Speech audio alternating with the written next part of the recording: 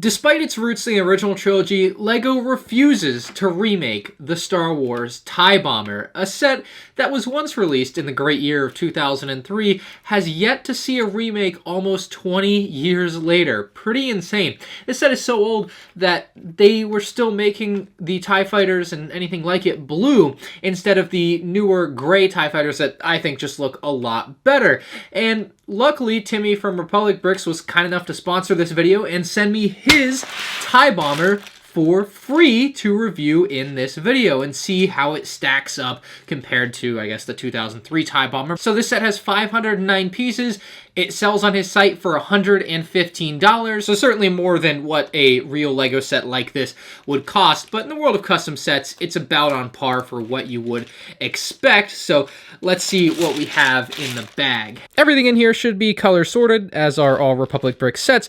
However, this one is kind of unimportant to have color sorted, as it's basically made up of two colors, gray and black, but it is sorted if you care. Had to bring out the building blanket, of course, but the light gray parts look pretty good. I'm not noticing any yellowing or anything that's like particularly bad. We also have the QR code here to build the set. I'm not going to show it to you because you got to buy it if you want the instructions, but everything in the light gray pile looks pretty good. Most of the black pile looks decent, and everything dark gray looks fine to me.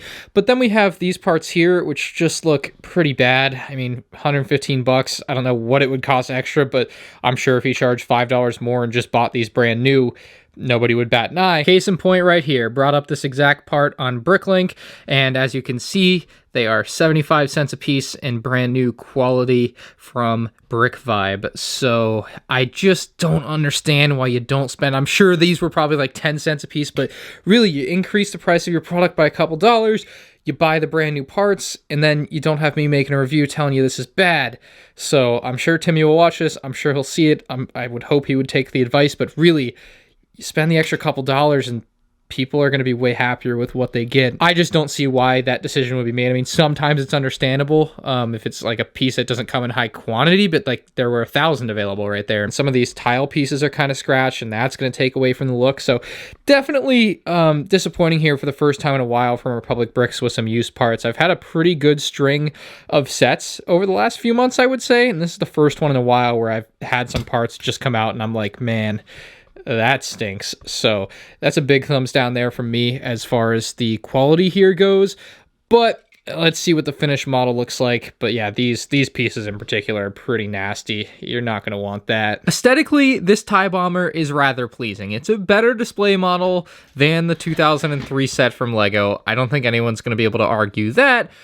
But, like, it had some problems along the way, and of course there's used parts. Now that's, I mean, if we're drawing the comparison for used parts, this one has way worse used parts because I bought it used and in crappy condition, but this one does have a few problems with that. We'll get into that and I'll show you everything as much as I can up close. For the most part, it looks fine externally.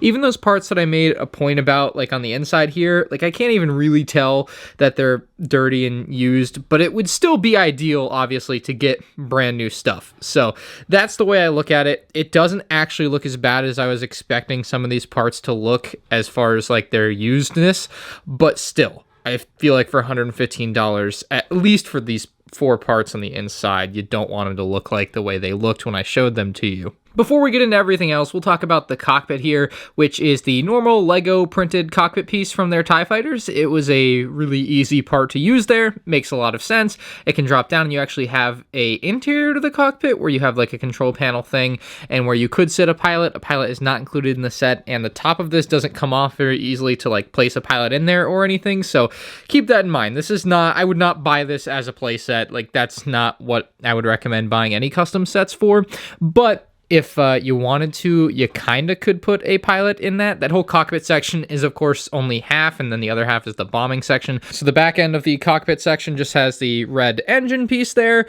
and then on the top, you actually have a small bit of detail, just kind of breaking up the monotony of the gray tiles with some grill pieces. Looks pretty good. And then between the cockpit and the bombing side, we actually have the spring-loaded missiles there. I like that they're there. I think the green actually looks really cool as like a one standout color on the front of the tie bomber. I find it somewhat unnecessary to have, but I guess it's cool that it's there. I believe this down here is like the targeting sensor from what I could find on information of tie bombers.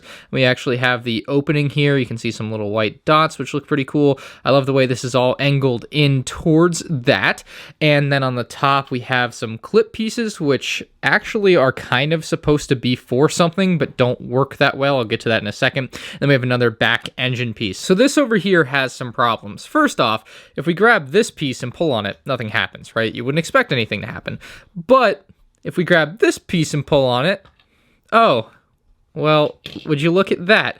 And you might say to yourself, oh, well, that's so you can load the bomb in. Well, there's no, like, bombs to load into the bombing side of things, nor does it actually drop anything, even if this was, like, holding anything. There's nothing for it to drop. It doesn't make a lot of sense that that's there, but this basically is the same design as the 2003 tie bomber in the back for the way, like, but there's no rubber band, because on this set, there's a rubber band where when you pull back on this, right, the rubber band is what holds it in place and brings it back, so you can pull it back and drop bombs from the bottom of the 2003 tie bomber like that, and they'll drop out of this little hatch here. You can see the little hatch there in the bottom, so they'll drop out of there. But on this set, you pull it back, nothing happens, and it just comes out because it doesn't have a rubber band or anything. It's very much not polished off, and I think this set, more so than any of the others that I have had Republic Bricks or Timmy send in onto the channel for me to do reviews on, and it's been a lot of fun making those videos, but this is really the worst case scenario for a set that clearly no designer at any point like actually built it and held it and like messed around with it for any amount of time, because if you just pick this thing up and go like this, the whole back thing falls out. And if you had built this the way the instructions go, at least that's what happens. And you could change this piece out so it actually makes a connection there, and then you don't have to worry about that, which is something I might do because I don't want this falling out forever. But like, that's the way that it comes, so that's the way that I'm showing it to you. It just doesn't make a lot of sense to me that that's the way the feature is built in. And then at that, they have the opening for like bombs to drop out of the bottom, right? There's that 2x2 square there. However, there's nothing included to drop out of there, and even if there was, doing this wouldn't actually make anything happen. Even if this had the proper rubber band and actually had something included to drop, doing that wouldn't actually drop anything because it doesn't make any sense. Like, it's not deep enough in there to work. Now, you'll notice these clips on the top, and I mentioned that those do something. They serve a purpose, or at least they feel like they're supposed to, as far as grabbing this. You'll see. Like, if you were actually able to drop anything out of the bottom and this function worked, like, you would have to have a spot to put the pieces in, and this would be that spot. It's built so that it has the spot, but clearly, again, a designer never did build this and actually have it in hand. Like, as nice as the model does look, and I'm sure like that's, they designed it, look cool, and they're like good to go, clearly this could have used an extra 5 minutes of work, because if you pull this up, it doesn't really work. So you actually have to pry at this, and then usually, luckily that time it didn't break, but usually at least one of these will break off on me in that process. So we have this whole assembly pulled off, and you can see the way this is built with tiles. It's clearly meant so that this is like a looser connection, so you just pull it off, but there's too many studs. If you have studs on all four sides, it doesn't work because you actually have a pretty strong connection there. So with that strong connection, it becomes very difficult to pull off, and you have to pry at it and break things, and yeah, it's annoying. But then you would actually be able to fill it up in there with whatever is dropping. But again, this function would do absolutely nothing, because like, what is this supposed to do even if you had something there? Again, it's blowing my mind. So yeah, the whole like right side of this just doesn't make any sense to me, because none of it works right or in a sensible way. It's a real dang shame, because I feel like if you don't put it there, then nobody bats an eye, because you don't have to have a play feature in a custom set like this, because it's not a play set at the end of the day.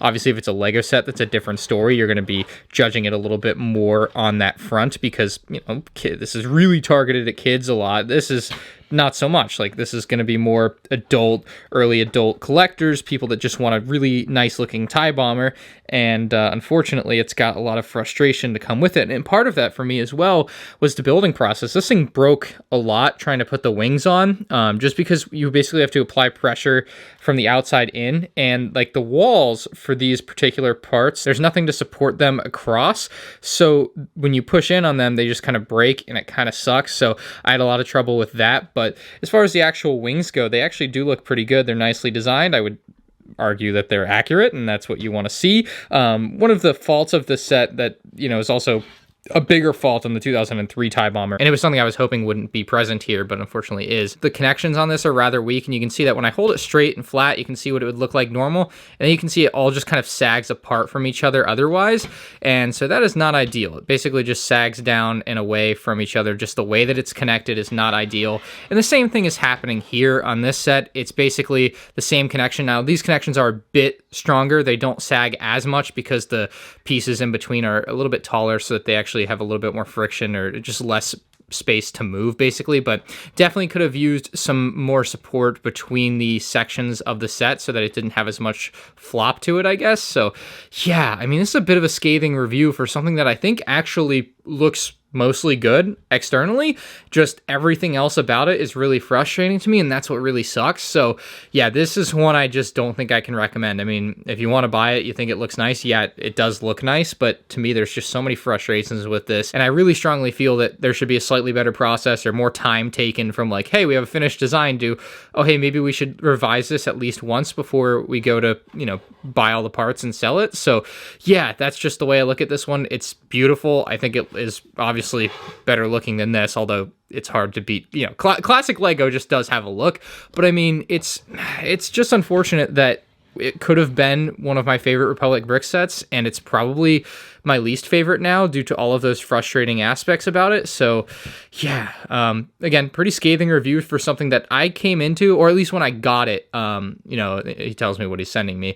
I was like, oh man, the TIE Bomber, that looks really cool. I'm really excited to get that and build it. And as soon as I started building it, I was like, oh man, this is not particularly great. So yeah, let me know what you guys think about this one in the comments section below. Maybe the next one will be better, but this one just definitely not the highlight of the Republic brick sets from me. So thank you again to Timmy for sending me this for free to review, but yeah, I can't really recommend this one for $115 with all of the faults that I pointed out. So leave a like if you guys enjoyed, and you can check out more Lego Star Wars Republic bricks custom set reviews on the end screen now. Peace out.